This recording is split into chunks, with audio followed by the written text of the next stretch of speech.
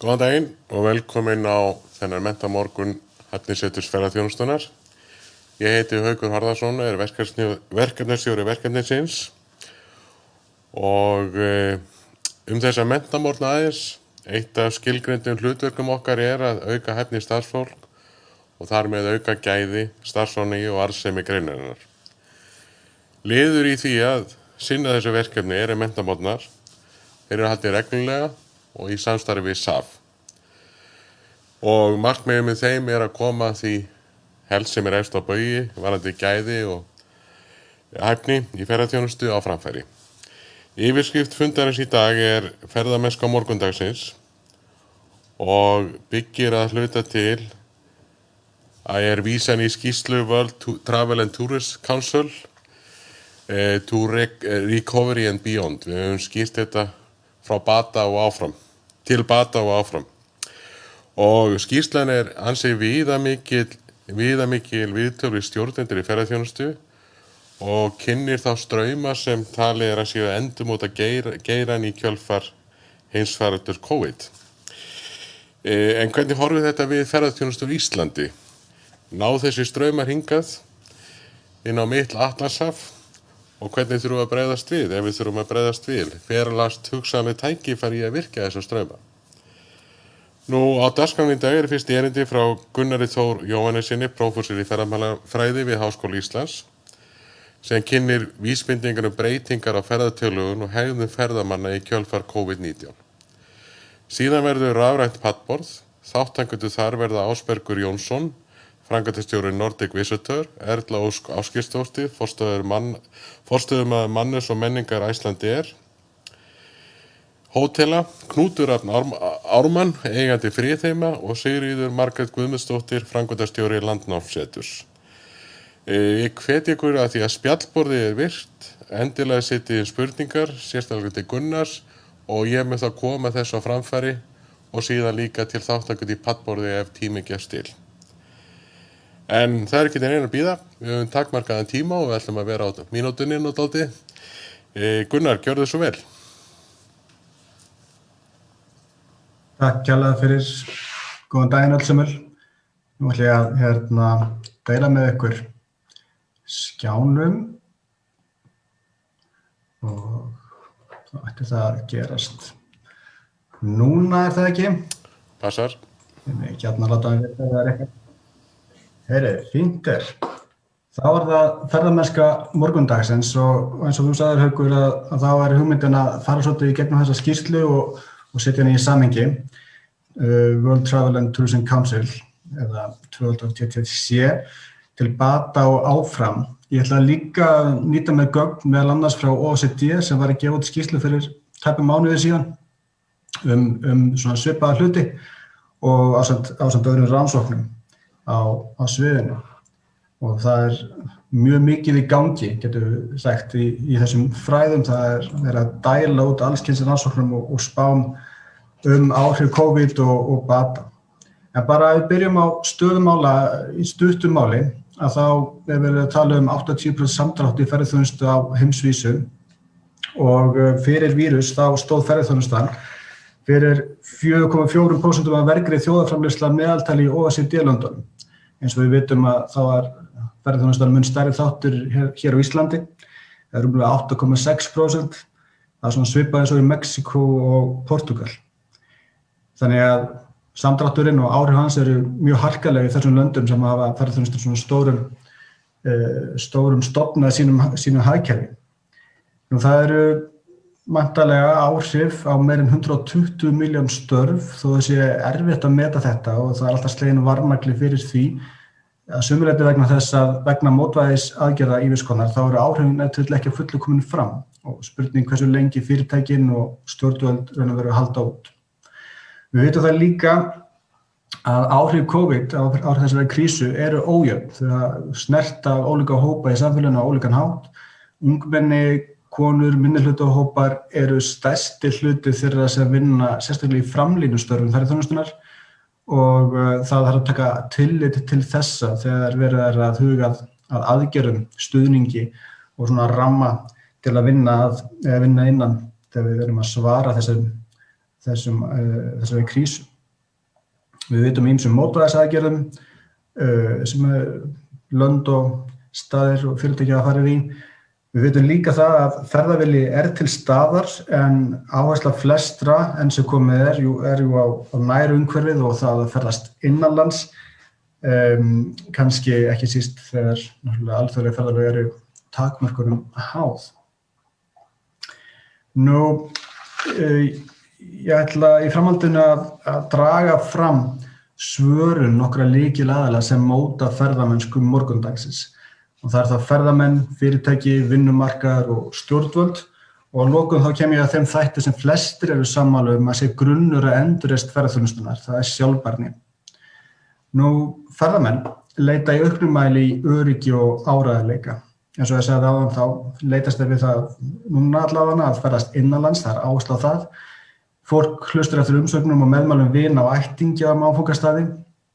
Náttúruferðamennska og staði sem bjóða upp á einhvers konar ferðaupplifun í strjálbýli eru væntanlega þeir staði sem ná sér fyrst eða ná fyrst að laða til sín ferðamenn. Það líklegt að sjálfstæðari ferðamáti að hún vaxið ennþá meiri fiskur hrygg. Þetta er svona ákveðin straumur eða trend sem við þekkjum mæta vel hér á Íslandi að fólk í meiri mæli að ferðast á eigin vegum. Það ákveðin vísbendingar það að dvalartíminn sé að lengjast og að fólk sé að hugsa þá meira gæði umfram magn og ekki ólíklegt að þetta sé allavega ákveðin áhrif svona til skamms tíma.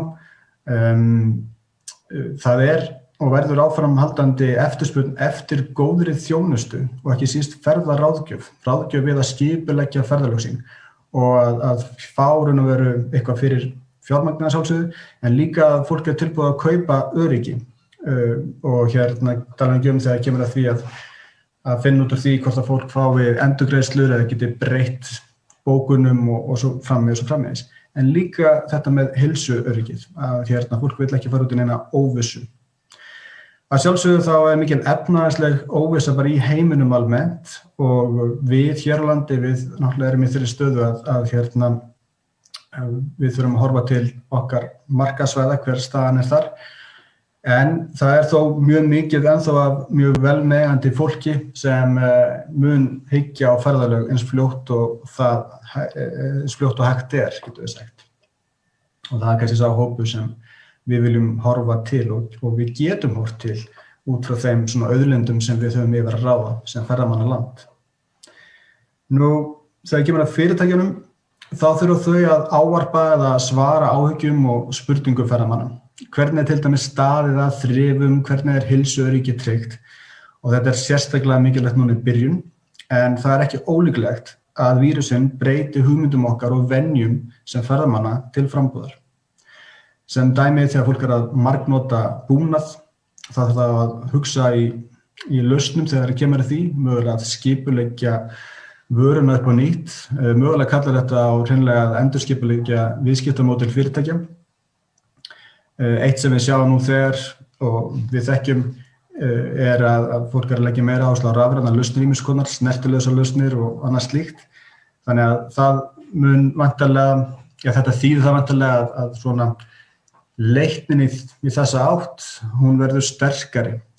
Rafrænar lausnir voru á leiðinni fyrir COVID, það verður ennþá meiri áhersla á slíkt með eftir COVID og þegar við erum að ná okkur upp úr þeirri krísu. Þannig að spritbrúsanir verða án ef uppi við í töluverðan tíma og við þurfum að huga að fjarlægðartakmörkunum, fjöldatakmörkunum í tilteknum rýmum, í ferðum og annað slíkt. Lykilatriði í þessu öllu saman sjálfsögðu að miðla upplýsingum aðgerðir fyrirtækja til viðskiptavina og geta svo staðið við þær á sannfærandi hátt þegar á hólminu komið. Þannig að það þarf að miðla öryggi og gagnsæi og sanngildi. Nú, vinnumarkaðurinn, þar ýmislegt undir sem skiptir miklu máli. Stórfyrirtæki hafa víða tekið frumkvæði til að finna starfsfólki sem hefur misst vinnuna önnur störf sem jafnvel hafa orðið til vegna faraldursins. Dæmi að til dæmis framlínustarfsmenn sem hafa fengið störf í pökkun og afgreiðslu á heimsendum matvælum. Þetta kannski ekkert sem við þekkjum mjög vel hér á landi enn sem komið en þó vitum við að fyrirtæki sem hafa snúið sér að að annars konar þjónustu, skildri sem kannski ekki beint ferðaþjónusta en einhvers konar þjónusta, akstur og á öðrum en ferðamönnum sem dæmi.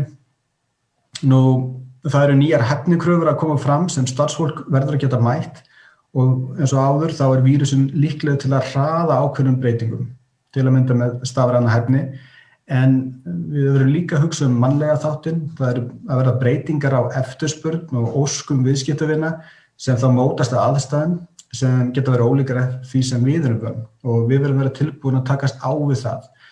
Þannig að ýmis konar, við getum kallað það svona menningarlæsi á svona breiðum grundvelli, það mun líka halda áfram allavega að vera mjög mikilvægur þáttur í þjónustu fyrirtækja. Nú það mikilvægt í þessu samhengi að ferðaþjónustan sé tilbúin til að taka ábyrgð og stunda sjálfsgagnrýni. Sveigjanlegur vinnumarkaður á ekki að þýða að gefa sér afsláttur af réttindum launafólks og ferðaþjónustan mjög oft inngangur ungs fólks inn á vinnumarkaðinn og í því tilliti þá spilar hún afar mikilvægt samfélagslegt hlutverk sem greinin ætti að vera mjög stolt af. Hún að kenna mjög mörgu fólki að vinna og svo heldur það áfram og það ekkert óeðlilegt við það.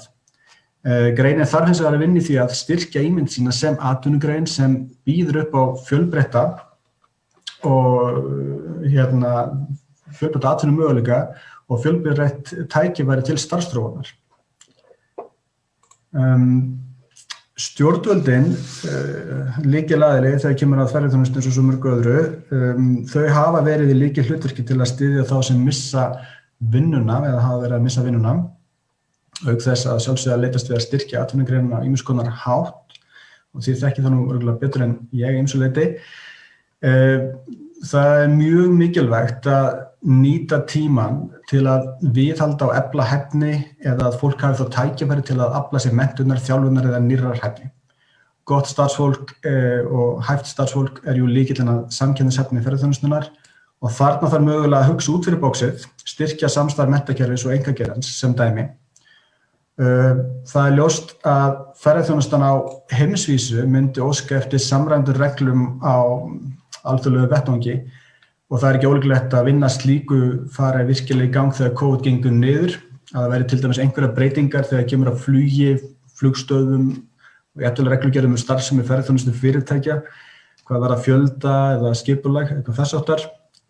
Það vel hugsanlegt og þessi krísa undirstrikar að stjórnvöld og atvinnugreinin verða að vinna saman að stefnumörkun og undirbúningi áfalla og mögulega aðilar átta sig enn betur á því í dag að ferðaþjónustan snertir mjög mörg svið samfélagsins.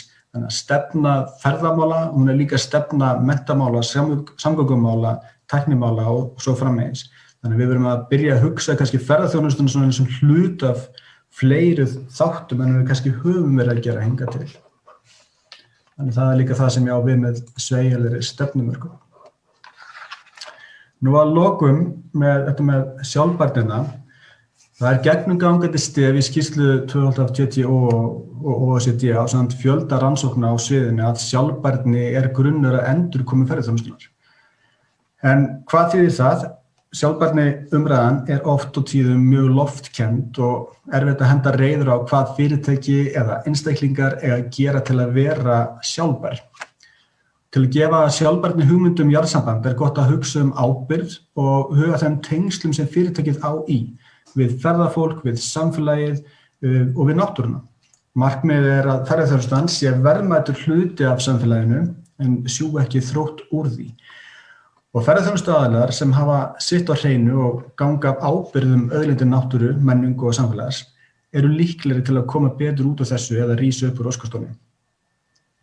Þau einkenni eftirspurnar sem byrjuðu að koma fram, til dæmis eftir óspilltri náttúru, eftir strjálbýli, möguleikum til að dvelja lengur, hafa jákvæð áhrif á áfangastaði og taka gæði þá umfram magn, ýta undir að þróa ferðavörur sem í takt við sjálfbæra hugsun. Þannig að því leyti við á mjög góðum stað til að endurhugsa málin. Bent hefur verið á að fyrirtæki líklega til að endurhugsa líka starfsemi sína með tilliti til fjölda og skipulagsferða. Fyrir COVID þá var mikið talað ofgnótt ferðaþjónustu eða overtourism, sérstaklega í ákveðnum borgum. Þar upplifðu íbúar að þeir væru að missa aðgengi sitt að borginni og að ferðaþjónustan væri að skerða lífsgæði þeirra. Og það er mikilvægt að þetta sé tekið alvarlega og ferðaþjónustan hugi að því hvernig hún geti bætt lífskjör og lífsgæði. Og margir ferðaþjónustuaðilar eru á þeirri línu núna, en það er vissulega spurning hvort að áhersla á hraðan vöxt leiði til þess að við förum í sama farið aftur. Ég held eins og það að fyrirtæki í ferðaþjónustu og stjórnvöld taka ábyrgð af áhrifum starfsemi sinnar á náttúru og samfélag, að þá er það allavega ólíklegra. En þetta er eitthvað sem við verðum að virkilega hugsa um. Einnig hefur verið bent á að líklegt sé að ferðaþjónustan sé almennt að taka betur á móti alls konar fólki og höndli fjölbreytileika betur en hún hefur gert. Og þetta er eitthvað sem er ekki bara á ábyrgð greinarinnar, líka stjórnvalda og samfélags. Það er vaxandi óþol gagnvart hvers kyns mismunun og það endurspeglast í framboði. Og í praxís þá getur það falist í því að taka aðgengismál fyrir hreyfihamlaða föstum tökum, að setja upp og kynna kynlausar snyrtingar eða bjóða upp á möguleika á sértækum mataræði, bara sem mjög svona basic dæmi. Og að sjálfsögðu að fræða starfsfólk og gesti fjölmenningu og eða menningu áfangastaðarins. Kórónuvírusinn er þannig áminning ósjálfbæra lífshætti og það þannig sem þetta blasir við stórum hluta mögulegra ferðamanna. Og þess vegna hafa þeir frekar í hyggju að stunda sjálfbærari ferðahætti, getum við sagt. Ferðaþjónustan hefur átt hlutamáli í að skapa þessa ósjálfbærni, í að ýta undir ofneyslu og sem atvinnugrein þá hefur hún ótal snertifleti við ólíka þætti samfélags, náttúru og menningar og sem slík þá getur hún líka leikið lykilhlutverk í að efla samfélag og auka lífsgæði fólks. En forsenda þess er að tengja hugmyndir sjálfbærni við raunverulegar aðgerðir. Og hér ætla ég að láta staðan numið. Og ef þið hafa einhverja spurningar þá er ég meira til að taka á móti þeim. Takk kærlega fyrir. Takk fyrir Gunnar. Þetta var áhugavert og sérstaklega kannski var gaman eða áhugavert að sjá hvernig þetta tengist við stefnumörkum ferðaþjónustu 2031. Sem sjálfbærni er dálítið grunnurinn í þeirri stefnumörkum. Þannig að þetta pluggast dálítið vel saman á mörgu leyti. Ein hérna sem kom, það er nú eru í rauninni ferðaþjónustu fyrirtæki í Íslandi yfirleitt mjög smá. Við erum að tala mjög mikið af fyrirtæki sem eru þarna í grunninn 1 til 10 starfsmönnum. Sérðu einhver sérstök tækifæri sem felast í því að koma áherslur í markaðssetningu og framkvæmd og annað því nýtt? Hvernig þú sér þetta fyrir þér? Já, bæði og. Það við vitum það að lítil fyrirtæki hafa oft mjög sterkt samband við sína viðskiptavini og það er náttúrulega lykilatriði að halda sambandi við viðskiptavinina. Þau hafa mikinn sveigjanleika á krísutímum í raun og veru. Á hinn bóginn að þá við getum haldið áfram með hitt að vegna þessara smæðar þá hafa þeir líka möguleika því að bjóða kannski upp á ferðavörur og þróa þær alveg í takt við óskir viðskiptavinina. En kannski það sem er erfitt fyrir minni fyrirtækin er að þau eru smá og það er bara ákveðið margir klukkutímar í sólarhringnum fyrir frumkvöðla að starfa. Þannig að samstarf fyrirtæki er gríðarlega mikilvægt og ég verð að segja að ég er ofboðslega hrifinn af til dæmis þessu framtaki Ratsjáni sem er svona dæmi það sem, samstarf fyrirtækja að efla sig saman en líka í fullum trúnaði og það er eitthvað sem er mjög jákvætt að sjá. Já, sem íslenski ferðaklassin er að keyra á stað núna. Já, akkurat. Já, það er allavega, það er akkurat svona dæmum samstæður minni fyrirtækja sem getur skila árangri og þetta náttúrulega byggist við orðið varfiða líka hjá okkur að þetta samstarf einhvern veginn minni fyrirtækja varðandi fræðslumál annað, það skilar mjög góðum árangri. Þetta eru það lítil fyrirtæki má segja, þannig að það er erfitt að sinna þeim einum og sér. Annað sem ég vildi kannski koma inn á og er önnur lönd sem við getum kannski litið á svona helstu samkeppnislöndin okkar, kannski norður Noregur, Finnland, norðarlega og svo framvegis, sérðu einhvern veginn hvernig þau eru að bregðast við, þá kannski líka stjórnvöld þar? Já, sko, á ólíkan hátt getum við sagt, en þó það þannig að þeim stöðum sem ég svona lítið til og skoðað að einhverju marki, að þá eru aðilar að hugsa eða huga að sjálfbærri stefnumörkun og raun og veru þá svona mantran að sko svara raun og veru þessari mögulegu eftirspurn að og eins og ég sagði áðan að sko fólk að taka svolítið koronavírusin sem svona áminningu ósjálfbæra lífshætti og að ferðaþjónustan þurfi þá að svara því á ábyrgan hátt. Í praxis þá snýst þetta mjög mikið það að sko skýra alla umgjörð, verkferla og koma fram sko með svona sameiginlegan front, samræmd skilaboð greinarinnar eða ákveðna áfangastað og þannig að það maður sér það til dæmis í Lapplandi að þar mikil vinna lögð í þetta og verið að hraða þessari svona, hvað getum við sagt, sko, stefnumörkun ferðamála á sjálfbærum grundvelli. Já. Og einmitt að reyna að tengja þessar hugmyndir við og hvað þýðir þetta þá í praxís fyrir fyrirtækin? Hvað eigum við þá að gera til að vera svona sjálfbær og geta komið þá fram á sambærilegum hátt? Akkurat, og við getum kannski horft til frænda voru Færeyinga, hvernig þau hafa verið að kynna sínar eyjar. Það svona akkurat í þessum anda og hafa komist mjög vel. Eða bara gert það mjög vel, má segja, og vakið athygli fyrir það. Já, mjög svo og hafa lagt mikla áherslu á það að vera ekki svona, fá ekki þann stimpil á sig að vera í stjórnlausum vexti, heldur að vera að hafa stjórnina og það er það sem ég held að margir ferðamenn vilji heyra, vilji vita það að ef ég fer á þennan stað þá veit ég er í öruggum höndum og það er ekki eitthvað svona stjórnleysi í gangi. Ég held að það sé mjög mikilvægt, sérstaklega til skemmri tíma litið, þannig að sjálfsögðu svona á breiðari vettvangi ef við hugsa loftslagsmálin og umhverfismálin almennt, þá er þetta bara lykilatriði til lengri tíma. Kannski eini þetta loka spurning sem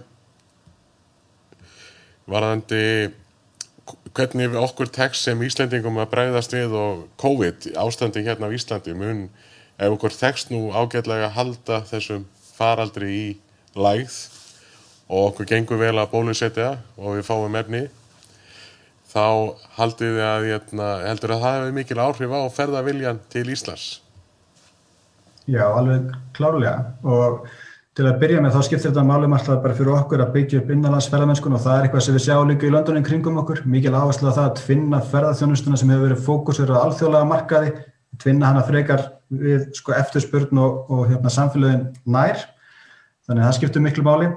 En við erum alltaf til lengri tíma mjög háð bara aðstæðum í okkar helstu markaðssvæðum, Bandaríkjunum og Bretlandi sem dæmi, þannig að við kannski sjáum ekki neina stóra breytingar fyrir við sjáum virkilega að vírusinn sé á niðurleið þar, en auðvitað hjálpa fyrir okkur. Þannig að næsta sumar verður líklega svona blandað innlendir og erlendir ferðamenn. Já, og ég held að það væri mjög, og ég held að það sé eitthvað sem mörg fyrirtæki sé að hugsa, sko, að byggja sig upp þannig að þau hafi þá líka töluverðan hlut á sínum tekjum frá innlendu ferðamönnum eins og hægt er. Við vitum það að það er alltaf hægt, en víða út land að þá skiptir bara innlendi markaðurinn mjög miklu máli og fyrirtæki held ég sé að átta sig betur og betur á því að þau þurfa líka að geta þjónustað og mögulega breytt sínu vörúrvali þá í takt við það að eftirspurn innlendra ferðamanna aðeins öðruvísi heldur en þetta er erlendu. Já, heyrðu, þetta verða lokaorðin í þessu erindi, nú tekum við pallborðið við. Til að þakka þér Gunnar, þetta var verulega áhugavert og góð samantekt fyrir mig allavega. Þannig að nú snúum við okkur að pallborðinu. Og eins og ég hafa búin að segja þar í upphafi, þar eru 4 þátttakendur. Afsakið. Ásbergur Jónsson frá Nordic Visitor, Erla Ósk frá Icelandair Hotels, Knútur Rapp frá Friðheimum og Sigríður Margrét frá Landnámssetrinu. Og við náttúrulega vorum búin að sitja spurningar til þeirra og en þið ykkur velkomið að sitja inn á borðið spurningar eða hafið, við sjáum hvort þið komið að. En fyrsta kannski spurningi sem við lögðum fyrir þau, sko, hvaða breytingar og tækifæri sjáu þið fyrir ferðaþjónustu í kjölfar heimsfaraldur COVID? Og ég ætla nú bara að fara hringinn og byrja þarna, ef ég byrja Erlu Ósk að byrja. Já, takk fyrir. Gaman að vera með ykkur í dag og gaman að fá þessa yfirferð frá Gunnari yfir skýrsluna. Nú, eins og kom fram í skýrsluna þá svona verður, hvað maður segja, trendið þessi innanlandsferðamennska og svo útivistarferðamennska eins og Gunnar kallaði náttúruferðamennska. Og við stöndum náttúrulega mjög sterkt að vígi varðandi náttúruferðamennskuna. Fólki sem er að koma hingað kemur í 80% tilvika af því að vil skoða íslenska náttúru. Og það sem kannski svona meira krefjandi fyrir okkar er að innanlandsmarkaðurinn er lítill, þannig að það verður svona okkar challenge, en við þurfum ekki stóran bita af kökunni ef að heimurinn fer af stað og ætlar að ferðast, þá þurfum við ekki svo marga til þess að allt fari á blúsandi sving á Íslandi aftur og við bindum vonir við það. Nú kannski breytingarna sem við munum sjá núna held ég að snúi að það sem að ferðamenn að sækjast eftir er aukinn sveigjanleiki eins og varðandi bókunarskilmála.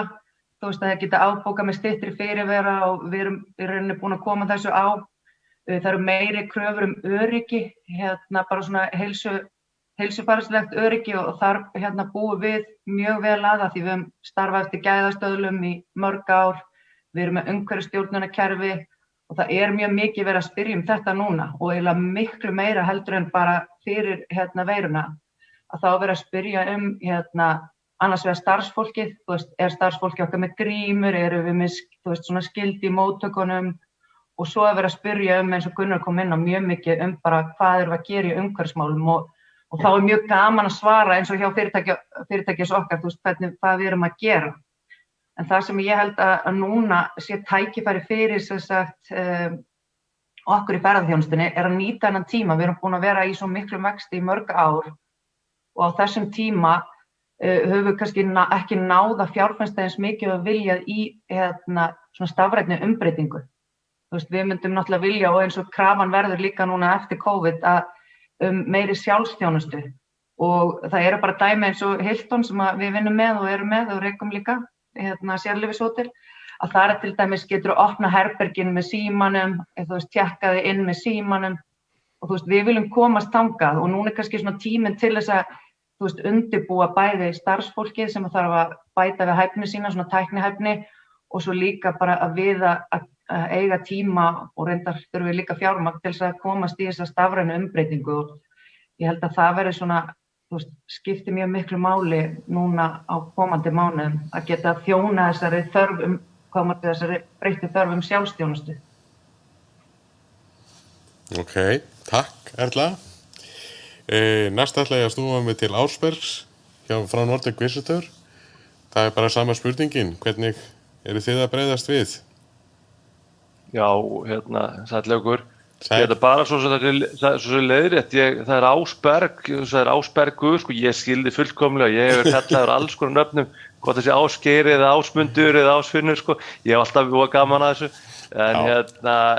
en frábær yfirferð hjá Gunnari og það er svo margt svona, hvað maður segja, sem ég myndi segja að vera rétt í þessu, sko, og gott kommentið líka að nýta tíman vel og það er eins og hjá okkur, sko, við segjum stundum að við höfum svo góðan frið í dag að það er engin ferðamenn að trufla okkur.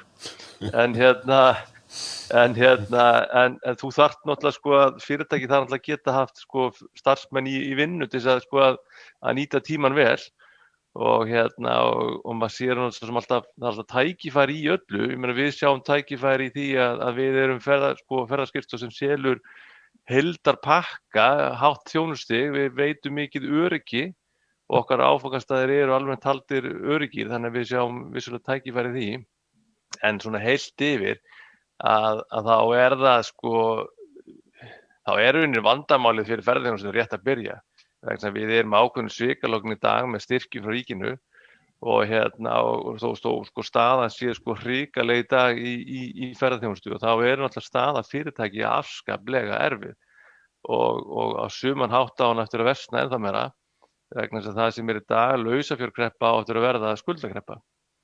Og hvað þýðir það? Það þýðir náttúrulega þessi fyrirtæki eiga erfitt með að aðlaga sig að þessi breyttu umhverfis, það ekki til fjármagn. Það ekki hægt að endurráða fólkið, það þannig að svona akkurat núna þá verð ég að segja það að talandi tækifæri þegar fyrirtækin blæða út, það svolítið pínu erfitt að svona tala mikið það en þessi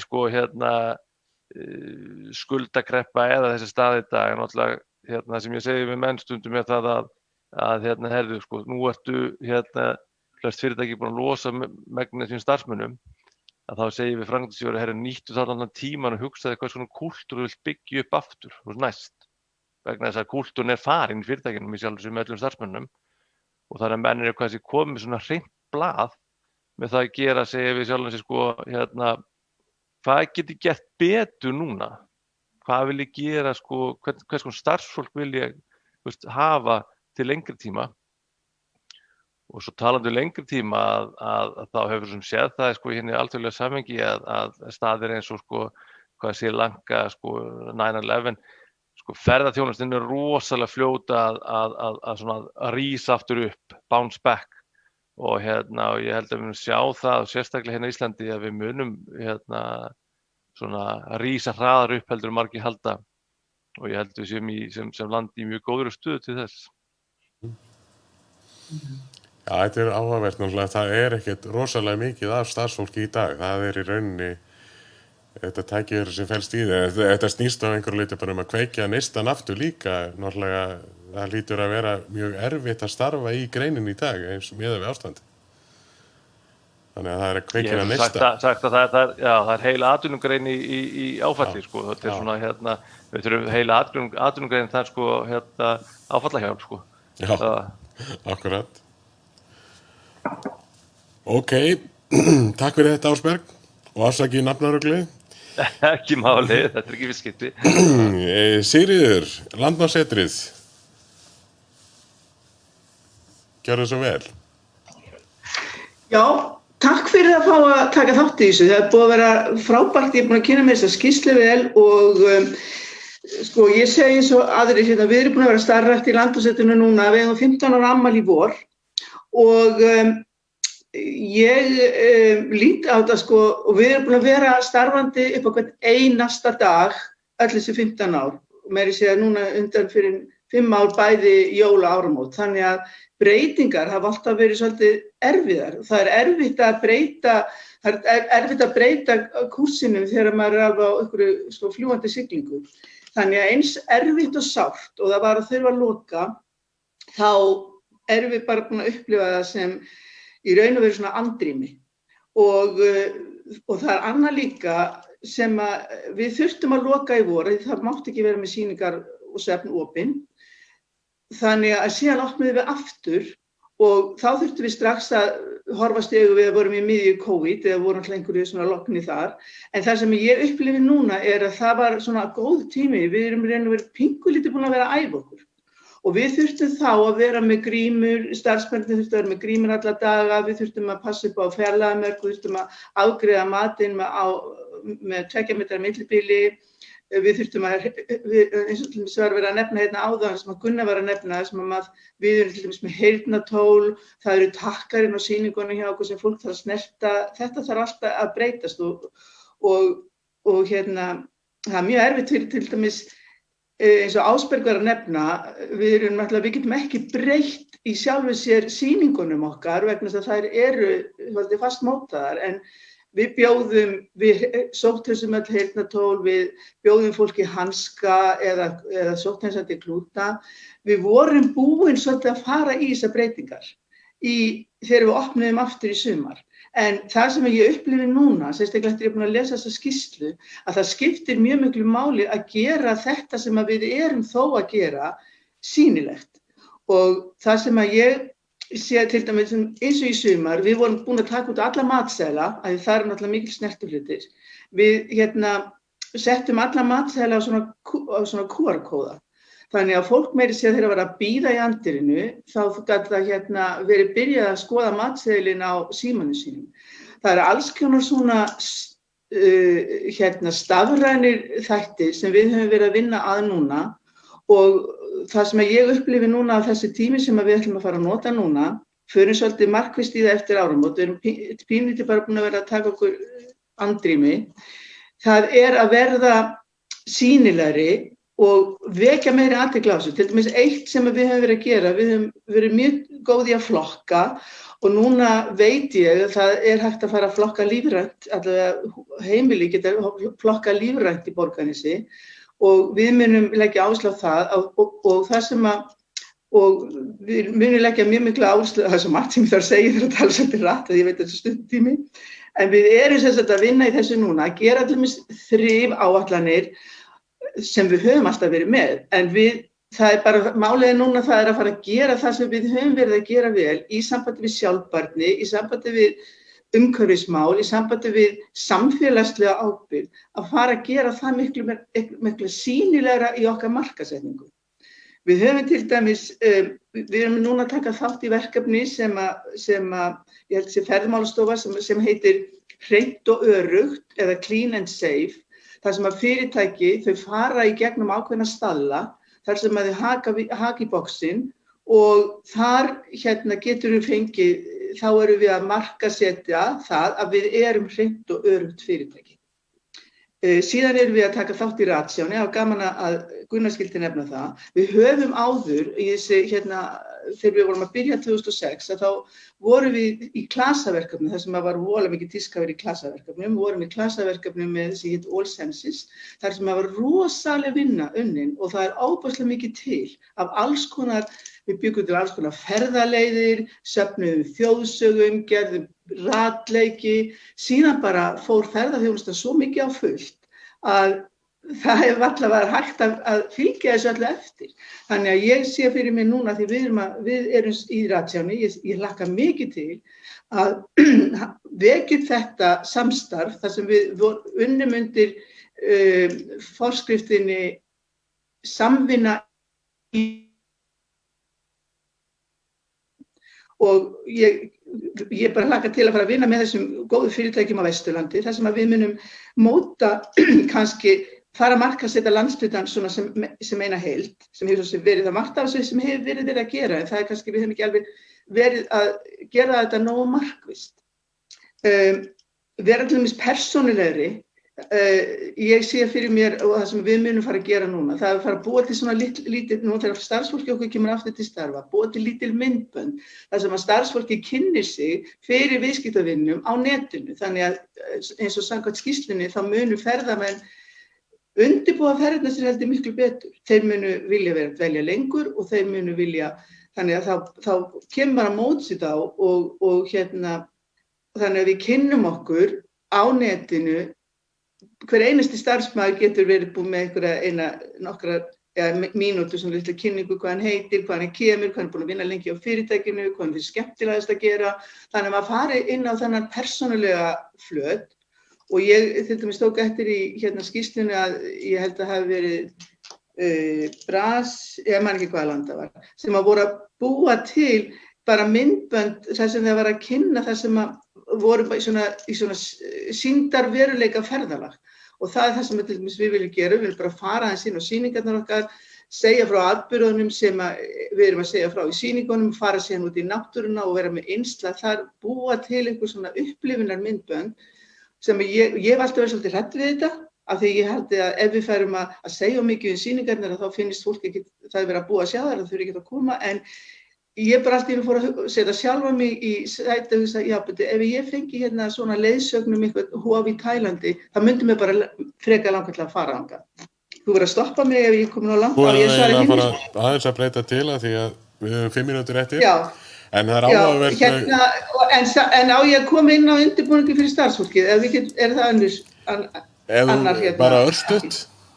Já, það er bara örstutt að það sem við erum verið að reyna að gera, við erum með Facebook-hóp, við þurftum að segja allir starfsfólkinu upp, nema það bara núna er það bara við eigendurnir sem erum að vinna og við erum alltaf að svona deila einhverju fréttir, hvað er þetta að gera, bara halda og sendum litla jólagjafir þannig að þið upplifið að þó þið séu teknilega hætt í fyrirtækinu og hafa náttúrulega frelsi til þess að leita eftir annarri vinnu, þá lítum við á að þau séu partur af fyrirtækinu og þau munu koma til okkar. Já, þau eru að halda sér sambandi við þau áfram.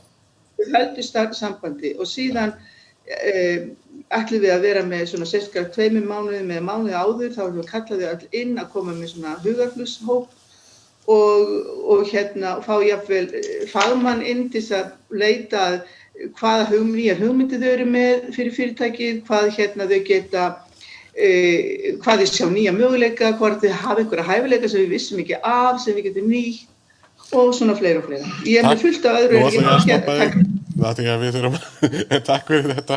Já, ég veit. Sigríður, innilega. Ef við förum síðast en ekki síst til Knútur Rafn frá Friðheimum, gjörðu svo vel. Já, góðan daginn. Gaman að fá að vera með ykkur í dag og frábæri punktar sem hafa komið fram, skemmtilegt herindi frá Gunnari. Ég langar svona aðeins að horfa kannski stærra yfir og þrengja svo síðan niður í það sem við erum að gera nákvæmlega. En ég helst segi það að þetta er búin að vera gríðarlega erfitt ár fyrir öll ferðaþjónustufyrirtæki víðast hvar í heiminum, ekki alls staðar, en það felast alltaf náttúrulega eins og búið að koma fram mikil tækifæri í svona þrengingum. Og ég horfi svolítið á þetta þannig að árið í ár var náttúrulega svolítið bara snerist að lifa af og svona ná áttum, en tækifæri stóru var þar svolítið að kynna íslenska ferðaþjónustu fyrir Íslendingum. Og við fundum það öll í sumar að Íslendingar voru ótrúlega duglegir að ferðast og ég held að þetta hafi verið mjög hollt bæði fyrir Íslendinga að svona sjá hvað stórkostlegur hluti íslensk ferðaþjónusta hefur upp og bjóða og líka hollt fyrir ferðaþjónustufyrirtæki að læra svolítið betur á þennan markhóp og ég held að þetta sé tækifæri sem að mun svolítið lifa áfram inn í framtíðina, þar að segja að ég tel að Íslendingar verði hér stærri markhópur í ferðaþjónustu til framtíðar og þannig að ég held að árið ár hafi nýst gríðarlega vel til þess og menn kannski eftir að sjá það svona betur þegar fram líður. 2021 verður náttúrulega mjög skrítið ár þegar við vitum ekkert alveg hvernig þetta mun opnast og hvernig þetta mun gerast, en í svona mínum huga finnst mér svona líklega að það verði betri borgandi ferðamenn sem munu fara fyrst á stað. Fólk er náttúrulega laskað víð heim og þeir sem eiga meiri aura, þeir eru kannski tilbúin til þess að fara fyrst. Það er gríðarlega svona ferðavilji meðal fólks, en þar aftur á móti eru þá gríðarleg tækifæri fyrir okkur hér á Íslandi til þess að kynna okkur enn betur fyrir þeim markhóp. Og þar skipta náttúrulega gæðin númer 1, 2 og 3 í mínum huga. Þannig að gæði og sjálfbærni skipta þar alveg gríðarlega miklu máli. Ef við færum svolítið til okkar við Friðheimum, við búum rosalega vel á því að við vorum búin að vinna rosalega mikið í okkar infrastruktúr, við vorum búin að vinna með Hafnarsetur ferðaþjónustunni í fræðsluáætlun, við erum búin að vera með 2 ára fræðsluáætlun í gangi sem að við svona aðeins breyttum eftir að COVID fór á stað en ætlum að klára hana síðan á þessu ári. Við erum búin að vera 3 ár inn í vakanum, gæðakerfi ferðaþjónustunni og það skiptir okkur alveg gríðarlega miklu máli. Og ég segi eins og Erla, við erum að fá fyrirspurnir meira og meira varðandi gæðamálin og þá er ekkert nóg að segja að þú sért með gæði, þú þarft að sýna fram að það sé úttekið af þriðja aðila. Þannig að ég held að gæðakerfin í framtíðina skiptir miklu meira máli heldur að gera hér áður fyrr. Og síðan eins og þjálfunarplön og allt í kringum það skiptir okkur svakalega miklu máli. Þegar að þetta ósköpun dundu á hann í mars þá var svona fyrsta sem ég hugsaði hjartað í okkar fyrirtæki starfsfólki okkar og við vildum gera allt til þess að halda kjarnastarfsfólkinu innan okkar fyrirtækis, koma okkur í gegnum þetta með þeim.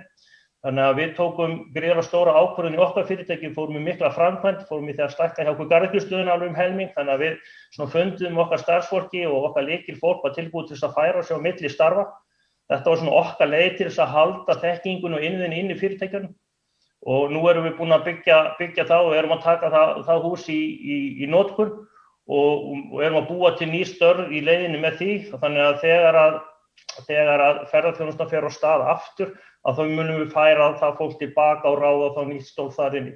Og þetta taldi ég allan að vera algjör forsenda fyrir okkur til þess að halda gæðunum sem voru búin að byggja upp fyrir. Að það var að halda mannauðnum og halda innviðunum í okkar fyrirtæki.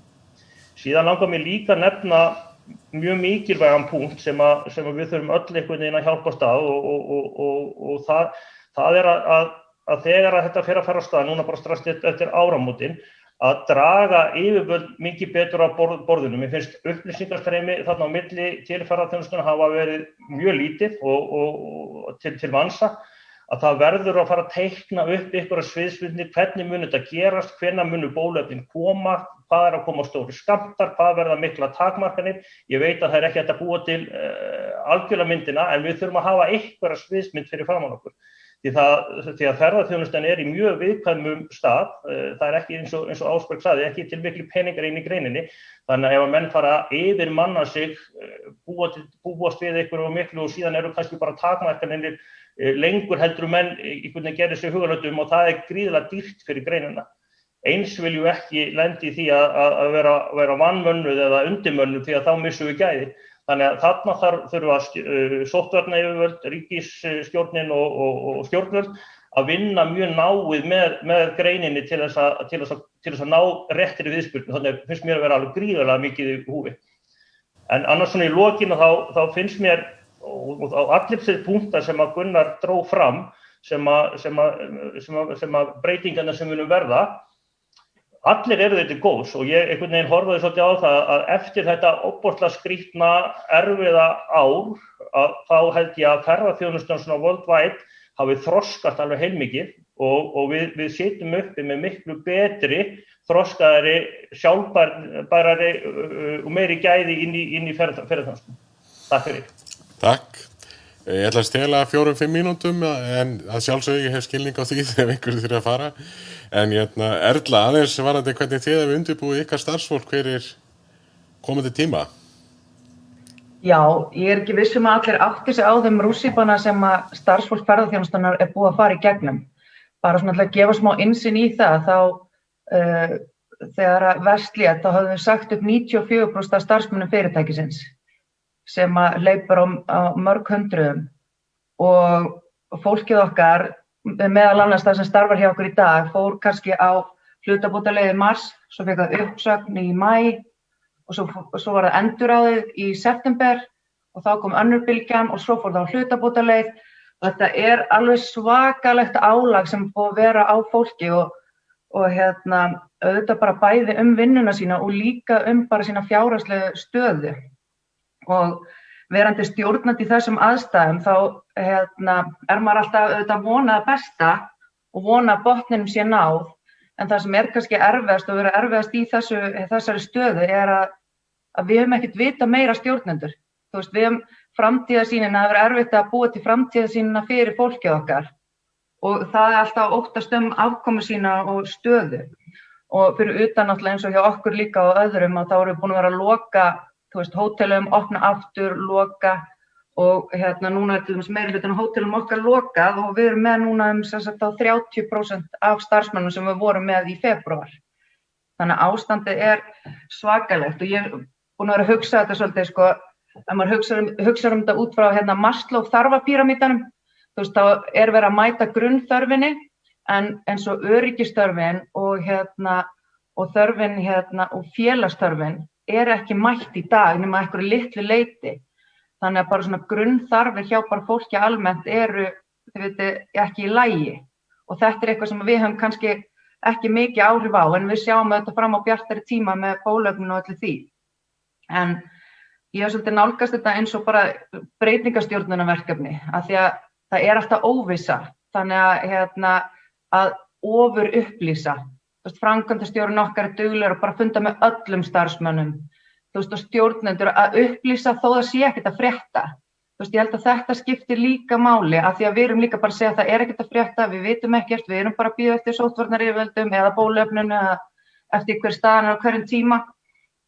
En verkefni núna klárlega framundan að byggja upp liðsheild og traust á ný og það verður ekki auðvelt og eins og Ásberg kom inn á að þá, þú veist, maður búin að vinna að og allir saman að byggja upp ákveðna menningu og og sama tíma núna þessu ári bara, þú veist, búið að taka undirstöðunar undan henni.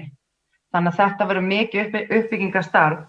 Við höfum lagt mikla áherslu á fræðslu og það sem gaman að sjá núna þegar fólki okkar hefur kannski aðeins meira svigrúm, að þá að skila sér þessi lærdómsmenning. Það að biðja fræðslu, það að vera að búa til heimagerða fræðslu og við erum með þetta á netinu og það algjör bjargvættur núna í þessu ástandi.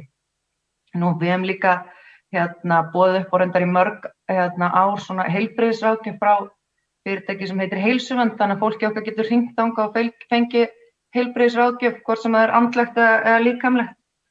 En ég held að svo verðum við bara að vinna þetta áfram með starfsmönnum. Við verðum að gera könnun, spyrja, þú veist, hvað við höfum að gera og en líka bara fara í starfsmannasamtöl og annað slíkt.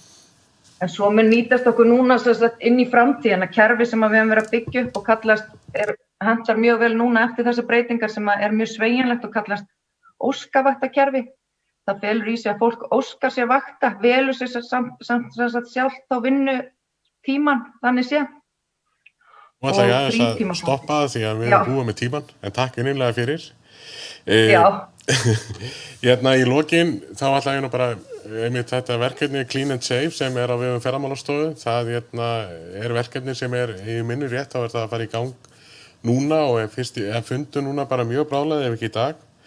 Það líka töluvert efni sem snertir viðbrögð við COVID og sóttvarnir og annað, náttúrulega hjá landlækni en líka inn á hjá Hæfnisetri ferðaþjónustunnar og hæfni.is og þar það á svona dálítið sérhæft fyrir ferðabransan, ferðaþjónustuna og þar það á ensku og pólsku og íslensku náttúrulega. Þannig að endilega nýtið ykkur það og ef þið hafið ábendingar það sem þið viljið sjá á menntamótnum svona í náinni framtíð, þá endilega komið til okkar. En ég ætla að enda þetta hér, bara takk fyrir mjög áhugaverða innlegg bæði frá Gunnari og ekki síður þeim sem eru að vinna í ferðaþjónustunni. Það held ég, þau náttúrulega hafa nákvæmlega þetta sem reynsluna og þekkinguna sem við þurfum að hlusta á. Þannig að takk fyrir góðan morgun og bara takk fyrir í dag og segi bless.